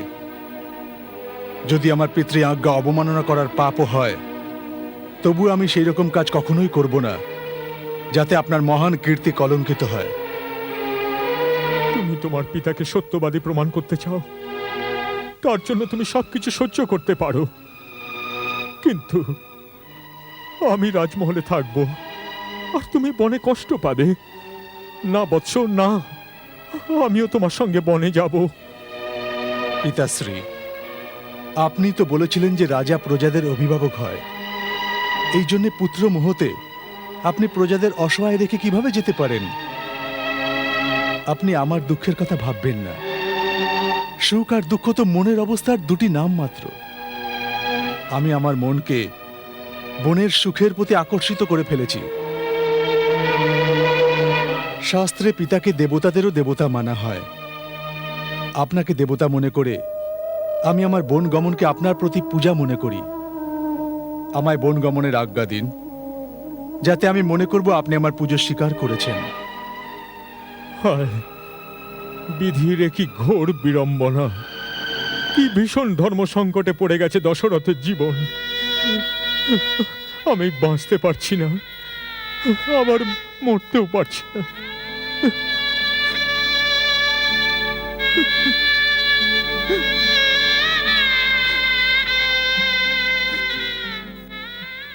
ঠিক আছে, যা বিধাতার ইচ্ছা। সুমন্ত, গা মহারাজ।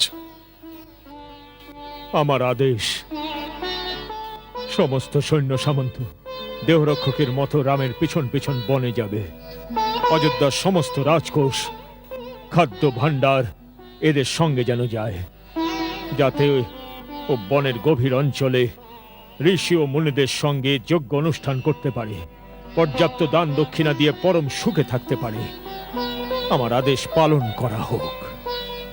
মহারাজ, যদি অযোধ্যার সমস্ত সেনা, সমস্ত রাজকোষ রামের সঙ্গে চলে যায়, তবে এই শ্রীহীন, ধনহীন আর বায়ুহীন অযোধ্যার রাজত্ব আমার পুত্র ভরত কখনো মেনে নেবে না।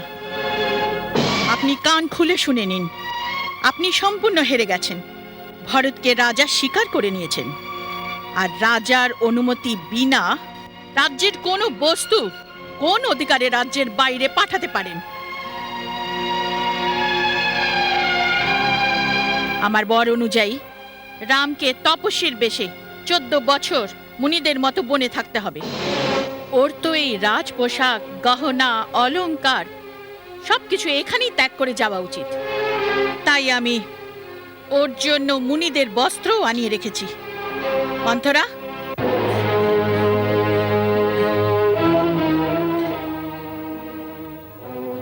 এটা রামের জন্য।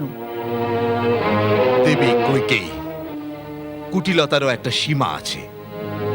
তোমার এই ব্যবহার দেখে আমারও মনে হচ্ছে যে আমি অযোধ্যা আর এই রাজত্ব ত্যাগ করে শ্রীরামের সঙ্গে বনে চলে যাই। তুমি নিজ পতির যে দুরবস্থা করে রেখেছ, তার ফলস্বরূপ না জানি তোমায় কত না নরক যন্ত্রণা ভুগতে হবে। হয়তো তোমার এতে কোনো দোষ নেই, কারণ নিমের পাতা থেকে কখনো মধু বেরোয় না। তোমার মাও তোমার বাবার সঙ্গে দুর্ব্যবহার করে নিজের দুর্দশা ডেকে এনেছিলেন। আর্য সুমন্ত, নিজের সীমানার মধ্যে থাকলে তোমার মঙ্গলই হবে। আর্য সুমন্ত, মাতা কৈকেয়ী ঠিকই বলেছেন।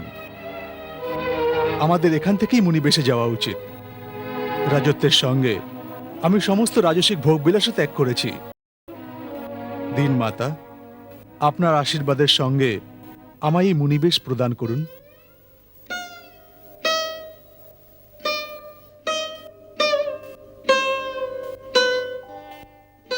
এটা লক্ষণের জন্য।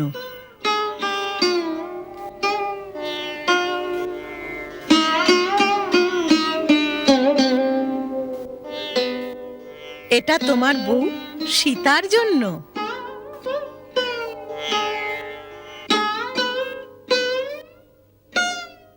দাঁড়াও দেবী কৈকেয়ী, তোমার কুটিলতা তো স্বামীর মর্যাদাহানি করেছেই, কিন্তু রঘুবংশের মর্যাদা অন্তত ক্ষইও না। সীতা তোমার পুত্রবধূ, রঘুবংশের লক্ষ্মী, সূর্যবংশের সম্মান। তার পরিধেয় বস্ত্র ও গহনা খুলে নিয়ে তাকে মণিবস্ত্র প্রদান করতে তোমার হাত কাঁপছে না? তুমি শুধু রামের জন্য বনবাসের বর চেয়েছিলে, এই জন্য সীতা রাজকুমারীদের মতোই বস্ত্র পরিধান করে বনে থাকবে। এটা আমার আদেশ। গুরুদেব ঠিকই বলেছেন। সীতা যেখানেই থাকবে রাজরানীর মতো থাকবে। আমি মহারাজা জনককে কথা দিয়েছিলাম যে সীতাকে মহারানীর মতো মান মর্যাদা দেওয়া হবে। সীতা, মা, তুমি বনেও মহারানীর মতোই থাকবে। দুঃখিত পিতাশ্রী, দুঃখিত গুরুদেব। আপনাদের গুরুজনদের কাছে আমার একটাই নিবেদন, যার স্বামী তপস্বীর বেশি থাকবে, তার পত্নী রাজরানীর মতো জীবন কাটায়, এ কি তাকে শোভা দেবে? তাকে স্ত্রীর ধর্মের পক্ষে? এতে কি আমার পিতার সম্মান বাড়বে, না আমার শ্বশুর বাড়ির সম্মান বৃদ্ধি পাবে?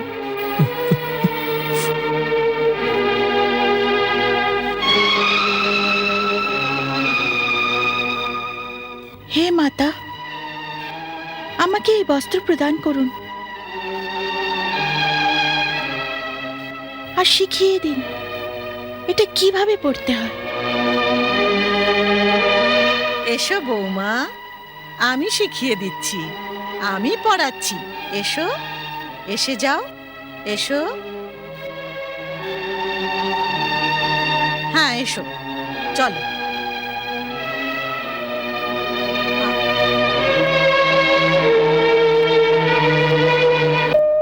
এসো, এসো। এই বস্ত্র তোমার খুব পছন্দ, তাই না? এসো, আমি পড়াচ্ছি। খুলে ফেলো এই শাড়ি, খুলে ফেলো এই গয়না, তাড়াতাড়ি তাড়াতাড়ি। না সীতা, তাড়াতাড়ি। তুমি স্বেচ্ছায় মণিবস্ত্র ধারণ করো, কিন্তু গয়না খুলবে না। একজন সধবা নারীর পক্ষে গয়নাবিহীন থাকা অকল্যাণকর ব্যাপার। যথা আজ্ঞা গুরুমাতা। রাম ছাড়া অযোধ্যা শ্মশান হয়ে যাবে, ধ্বংস হয়ে যাবে। তারপর ধ্বংস হওয়া অযোধ্যার রাজত্ব দিও তোমার ভরতকে। আমরা এই অন্যায় হতে দেব না, মানবো না, সহ্য করবো না, মানবো না, মানবো না, সহ্য করবো না।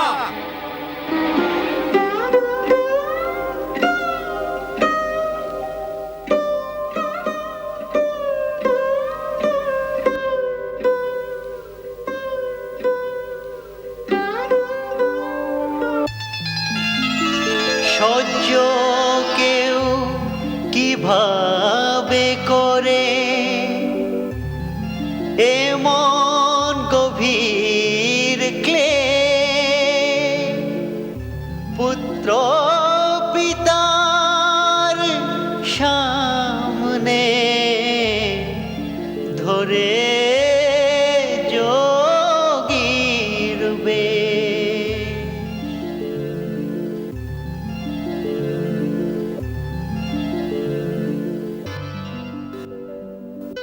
না না বিধাতা, এই দৃশ্য দেখার পরও আমি কেন বেঁচে আছি? জানো কি মা, আমি তোমাকে হাত জোড় করছি, তুমি বনে যেও না। আমি মহারাজা জনককে কি উত্তর দেব? আমি জানি যেখানে কৈকেয়ীর মতো নিষ্ঠুর শাশুড়ি আছে, তুমি সেখানে থাকতে চাও না। আমার মা, তুমি তোমার পিতৃগৃহে চলে যাও। বনের অসহ্য কষ্ট তুমি সহ্য করতে পারবে না আমার মা।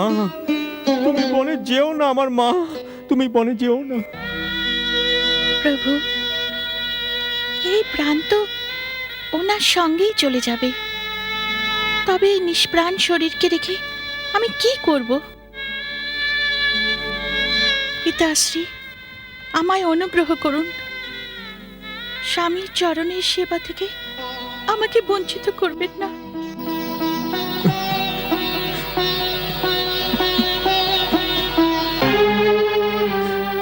রাম, তুমি যত দেরি করবে তোমার পিতাশ্রী ততই বিচলিত হতে থাকবেন।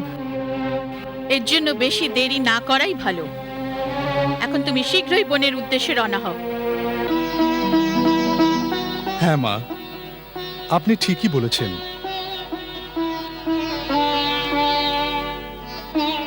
আমায় আশীর্বাদ দিন, যাতে আমি আপনার কথা পালন করে আপনাকে সুখী করতে পারি। বেঁচে থাকো।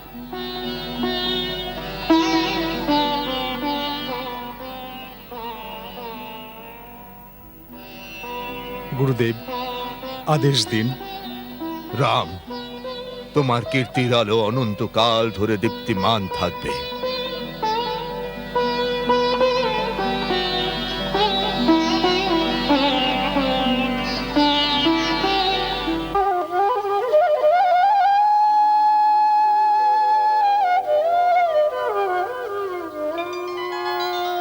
হে পরম পিতা, আমায় আশীর্বাদ করে বিদায় দিন। আশীর্বাদ দেবারও যোগ্য নয় রাজা দশরথ। এরকম পিতা না কোনো কালে ছিল, না থাকবে। আপনি দুঃখ করবেন না পিতাশ্রী। আপনার মতো আদর্শ রাজা ও ধর্মপালক পিতার জন্য আমি গর্বিত।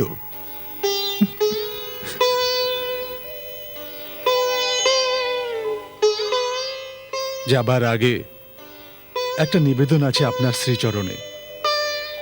আমার মা দেবী কৌশল্যা আমার জন্য ভীষণই দুঃখ পেয়েছেন। ওনাকে সান্ত্বনা দেবেন, ওনাকে সামলে রাখবেন, আর ওনাকে আপনার ছত্রছায়ায় রাখবেন।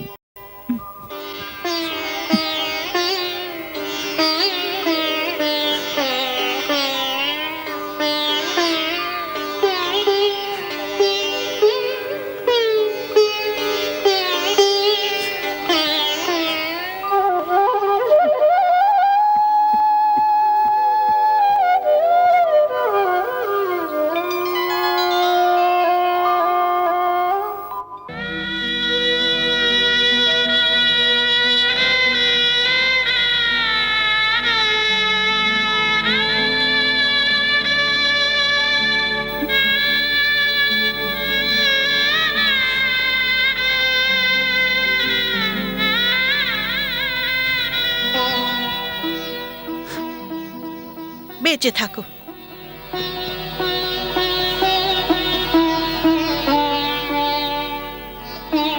সৌভাগ্যবতী ভব।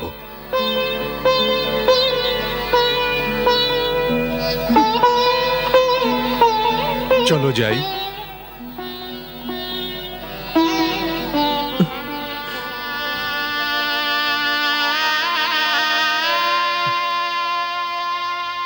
সুমন্ত, তুমি ওদের আটকাও। মহারাজ, সেটা যদি সম্ভব হতো তবে আমি আজীবন ওদের বদলে বনে থাকতে রাজি আছি। বলো শ্রীরামচন্দ্রে, বলো শ্রীরামচন্দ্রে, আমার রাম চলে যাচ্ছে, আমার রামকে আটকাও, আমার রামকে আটকাও, আমার রামকে বলো শ্রীরামচন্দ্রে, রামকে আটকাও, রামকে আটকাও।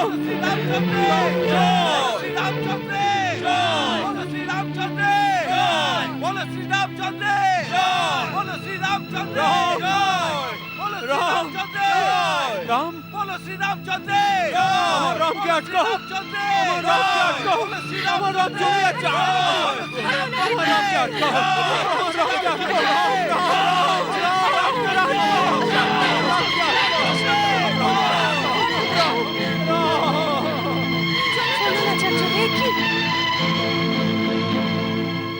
হায় রাম, হায় রাম। কি করছেন মহারাজ? সরে যাও, শান্ত হন, শান্ত হন। হায় রাম, সরে যাও আমার সামনে থেকে। কুলঘাতিনী, আজ এই মুহূর্তে আমি তোমায় পরিত্যাগ করছি। আমি সবার সামনে একথা ঘোষণা করছি যে বিবাহের সময় আমি পবিত্র অগ্নির সামনে যে কথা দিয়েছিলাম সব শেষ হয়ে গেছে, সব শেষ হয়ে গেছে। অর্থাৎ ইহলোক আর পরলোকে তোমার আমার কোনো সম্পর্ক থাকবে না। আজ থেকে তুমি নিজেকে বিধবা মেনে নাও, বিধবা। আমি সবার সামনে এটাও ঘোষণা করছি যে যদি ভরত তোমার দুর্বুদ্ধিকে অনুসরণ করে নিজের রাজ্যাভিষেক করে নেয় তবে আমার মৃত্যুর পরে ওর হাতের অর্পণ করা জলও যেন আমি না পাই, আমি যেন না পাই।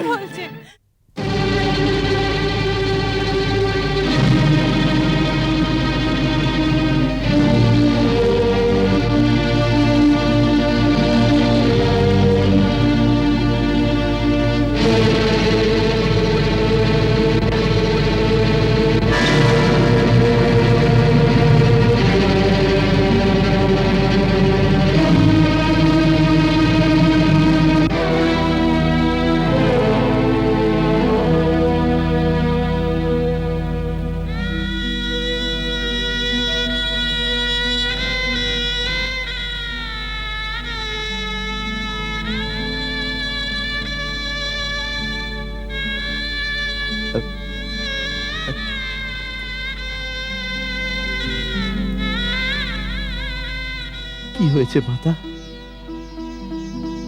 এ আজ আপনি কেমন বস্ত্র পরেছেন?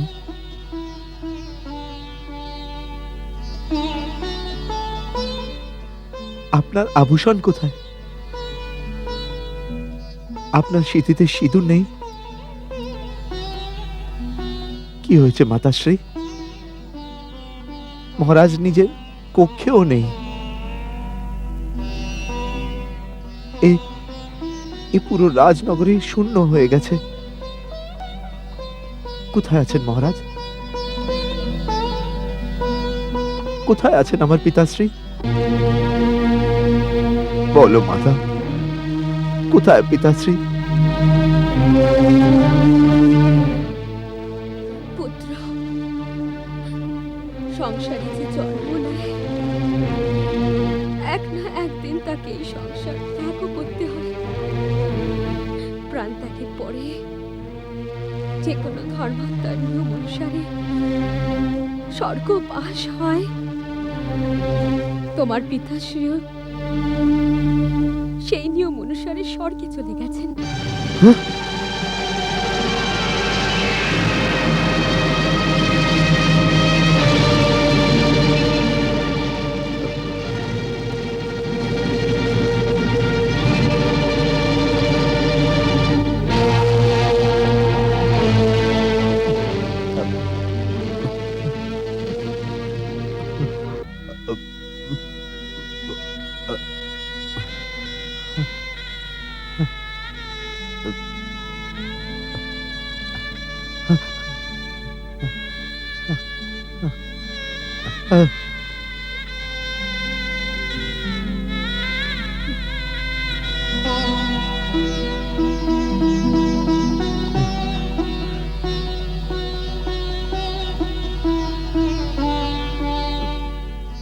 সারাটা রাস্তা আমার হৃদয় ভয়ে কাঁপছিল। তাহলে আমার সব চিন্তা, সারা দুঃস্বপ্ন সত্যি হয়ে গেল, অনর্থ হয়ে গেল, অনর্থ হয়েই গেল।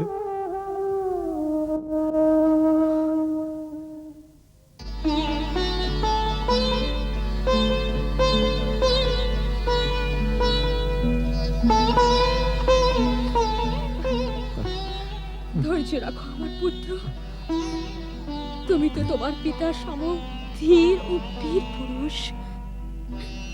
সংসারে সব প্রাণীকে কখনো কখনো এই নশ্বর দেহ ত্যাগ করতেই হয়।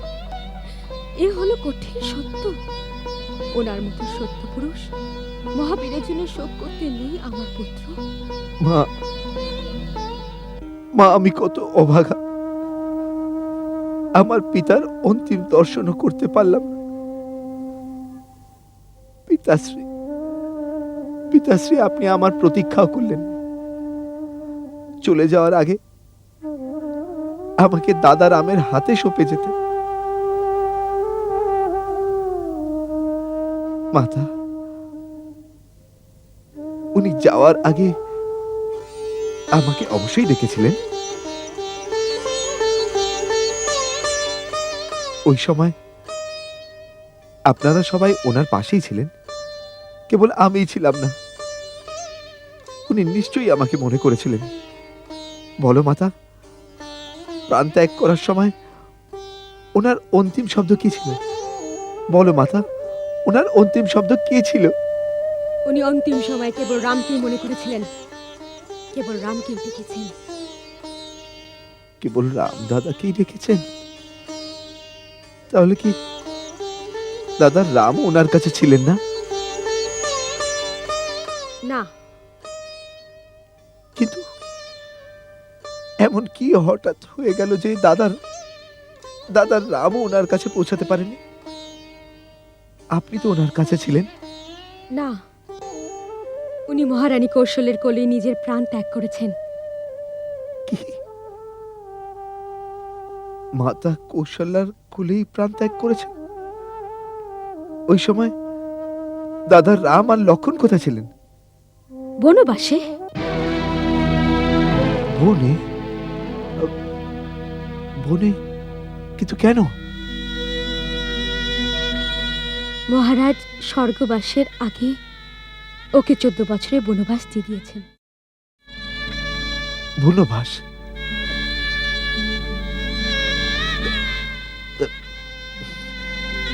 দাদার রামকে বনবাস? না, কখনো এ হতে পারে না। এর সাজা তো ভয়ানক অপরাধীকে দেয়া হয়। দাদার রাম তো সত্য, ধর্ম আর মর্যাদার মূর্তি, কিন্তু ওনাকে সাজা কি কারণে দেওয়া হয়েছে? বলো মাতা, বলো মাতা, কি দোষ ছিল ওনার? কারোর কোনো দোষ নেই ভরত, কেবল বচন পালনের কথা ছিল। আর তোমার পিতা এক সত্যনিষ্ঠ ধর্মপরায়ণের মতো নিজের বচন পালনের জন্য নিজের প্রাণ উৎসর্গ করে দিয়েছেন। বচন? কেমন বচন? কাকে দিয়েছিলেন এই বচন? আমাকে। আপনাকে? কি বচন দিয়েছিলেন উনি আপনাকে? এ একটা লম্বা কাহিনী, পরে শুনবে। পথযাত্রা করে পরিশ্রান্ত এসেছ, একটু বিশ্রাম করে নাও। তোমাকে অনেক কর্তব্য পালন করতে হবে। তোমার পিতার অন্তিম সংস্কার করতে হবে, অযোধ্যা রাজ্যভার সামলাতেও হবে। এক রাজার বালকের মতো আচরণ তোমাকে শোভা দেয় না।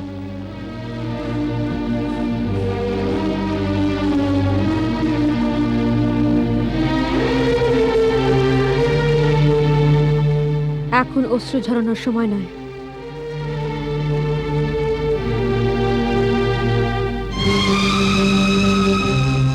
তোমার নিজের কর্তব্য সম্বন্ধে চিন্তা করা উচিত।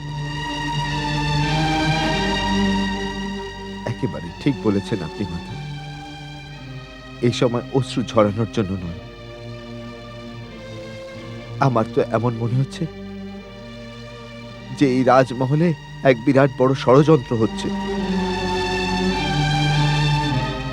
কোন দুষ্ট লোক আমাদের বংশের সর্বনাশ করার জন্য আমাদের সুখ আর শান্তির জীবনে বিষ ঢেলে দিয়েছে। আমার প্রথম কর্তব্য হবে ওই ষড়যন্ত্রের শিকড় পর্যন্ত পৌঁছে ওকে দণ্ড দেই, যে আমার পিতাকে হত্যা করেছে, যে আমার দাদাকে দেশের বাইরে করে দিয়েছে,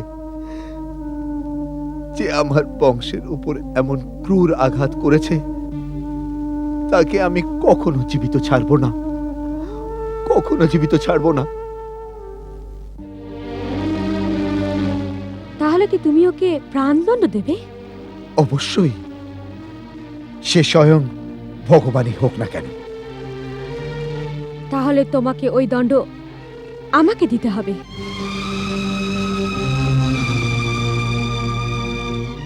আপনাকে? হ্যাঁ, আমাকে। আমি মহারাজের কাছে দুটি প্রতিজ্ঞা চেয়েছি। মহারাজ আমাকে দুটি বর দিয়েছেন, বলেছিলেন যখন ইচ্ছা চেয়ে নিও। এখানে তোমার যাওয়ার পরে কৌশলের কথায় মহারাজের রামে রাজ অভিষেকের জন্য সিদ্ধান্ত নিয়েছিলেন। মহারানী কৌশল্যা ভেবেছিল কৈকেয়ী পুত্র ভরত তো এখানে নেই, এই সুযোগে কেননা রামকে এই সাম্রাজ্যের রাজা বানিয়ে। কিন্তু আমি এরকম হতে দিলাম না। আমি থাকতে তোকে এই রাজ্য থেকে কেউ বঞ্চিত করতে পারবে না। আমিও মহারাজের কাছ থেকে আমার দুটি বর চেয়ে নিয়েছি, তোর জন্য অযোধ্যার রাজ্য আর রামের জন্য 14 বছরের জন্য বনবাস।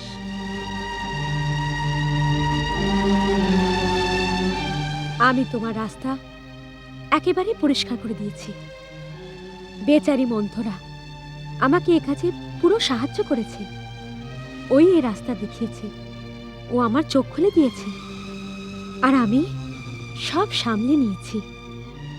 রামের সঙ্গে সীতা আর লক্ষণ বিনা কোনো আপত্তিতে বনে চলে গেল। সমস্ত কাজ বড় কুশলের সঙ্গে হয়ে গেছে। কিন্তু বিধাতা মাঝখানে কিছুটা উথাল পাথাল করে দিল। মহারাজ পুত্র রামের সঙ্গে স্বর্গে চলে গেলেন।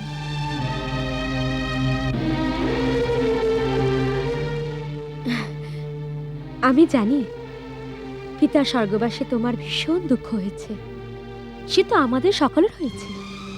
মহারাজ তো আর ফিরে আসবে না, কিন্তু তোমার ওনার প্রতিজ্ঞা পালন অবশ্যই করতে হবে। ওনার প্রতিজ্ঞা অনুসারে তুমি এই বিশাল সাম্রাজ্যের একচ্ছত্র সম্রাট। এই সমস্ত সাম্রাজ্য তোমারই। এজন্য বলছি, এখন ধৈর্য ধরো আর তোমার রাজ্য সিংহাসন সামলাও রাজন।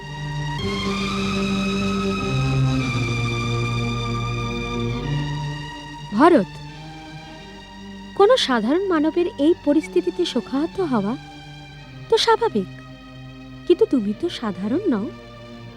তুমি তো শতধর্মী, সত্যনিষ্ঠ। তোমার পৃথিবী বেদের অনুসরণ করে চলে। এই সময় তোমার রাজার কর্তব্য পালন করতে হবে।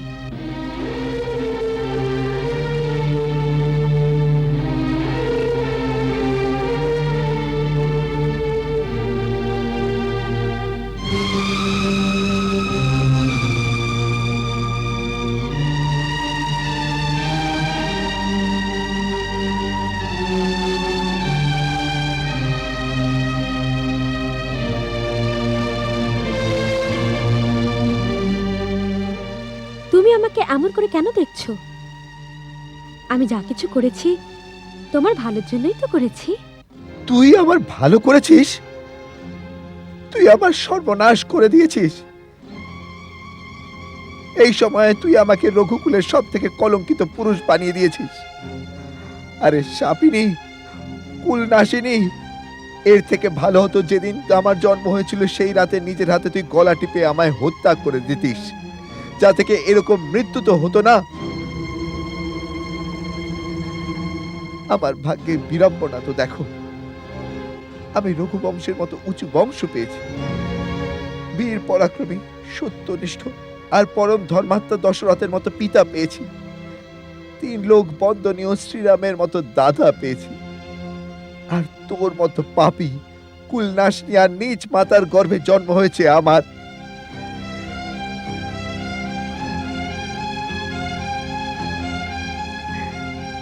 হে বিধাতা, এর থেকে বেশি পরিহাস আর কার সঙ্গে কি করতে পারবে তুমি? আরে পাপী, পরমাত্মা শ্রীরামের বনবাসে যাওয়ার কথা বলতে তোর জীব খণ্ড খণ্ড কেন হয়ে গেল না বল? ভাবের আবেগে বশবর্তী হয়ে নিজের ভালো কথা বুঝতে পারছো না মূর্খ। নিজের সৌভাগ্যকে পায়ে ঠেলতে চাও তুমি? আরে আমার ভাগ্য তো ওই দিন শেষ হয়ে গেছে যেদিন আমার সীতামা বনে চলে গেছে। সেই শ্রীরাম দাদা যে তোমাকে নিজের মাতা থেকে অধিক স্নেহ করত, যে কৌশল্যা মাতা নিজের বোনের থেকে অধিক ভাবত, ওনার একমাত্র পুত্রকে বনে পাঠাতে তোমার আত্মা চিৎকার করেনি? তোর আত্মা খণ্ড খণ্ড হয়ে যায়নি? এরকম ক্রূর বরদান চাইতে তোর মুখে পোকা কেন পড়লো না? তোর জিহ্বা জ্বলে কেন গেল না? তুমি কেমন উল্টো সিধে কথা বলছো? তুমি কেন বুঝতে পারছো না? সব বাড়ি লোভ হয় যাতে নিজের ছেলে বড় হয়। লোভ, লোভই তো পাপের শিকড়। লোভ মানুষকে তোর মতো অন্ধ করে দেয় যে পাপ আর পুণ্যের কোনো ভেদ দেখতে পায় না। আরে শ্রীরামকে মানুষ তো পশু পক্ষীও ভালোবাসে, কিন্তু তুই তো ওর থেকেও নিচে নেমে গেছিস যে ওকে ঘর থেকে বার করে দিবি। তুই নারী নোস, মানবতা থেকে বেরিয়ে আসা এক রাক্ষসী। ভরত, আমি যা কিছু করেছি তোমার জন্য করেছি। আমি তোমার মা হই ভরত, মা হই তোমার।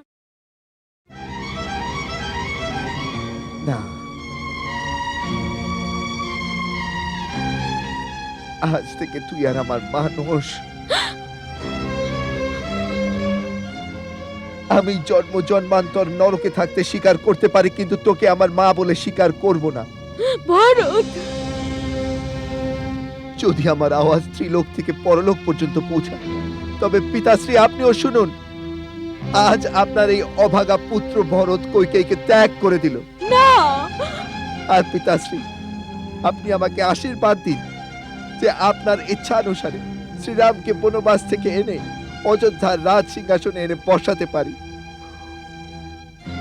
মহারানী কইকেয়ী, যদি তুই স্ত্রী না হতিস, তাহলে তোর এই দুষ্কর্মের জন্য আজ আমার এই হাতে তোকে খণ্ড খণ্ড করে দিতাম। ভরত, তোর মতো এই পাপের জীবন্ত মূর্তিকে জীবিত রাখাও পাপ, কিন্তু এরকম করলে আমার রামদাদা আমাকে পরিত্যাগ না করে দেয়, তাই আমি নিরুপায়। কিন্তু আজ থেকে আমি তোমার এই কলঙ্কিত মুখ আর কখনো দর্শন করব না। ভরত, কখনো দর্শন করব না। না পুত্র, না। আর এই কক্ষে, এখানে আমার ছোটবেলা পিতার কোলে কেটেছিল, এই কক্ষে আমি ফিরে আর কোনোদিনও আসবো না। ভরত, এই কক্ষে আমি আর কখনো ফিরে আসবো না। ভরত, এই কক্ষে ফিরে কোনোদিনও আসবো না। না ভরত, এই কক্ষে কোনোদিনও আসবো না। ভরত, ভরত।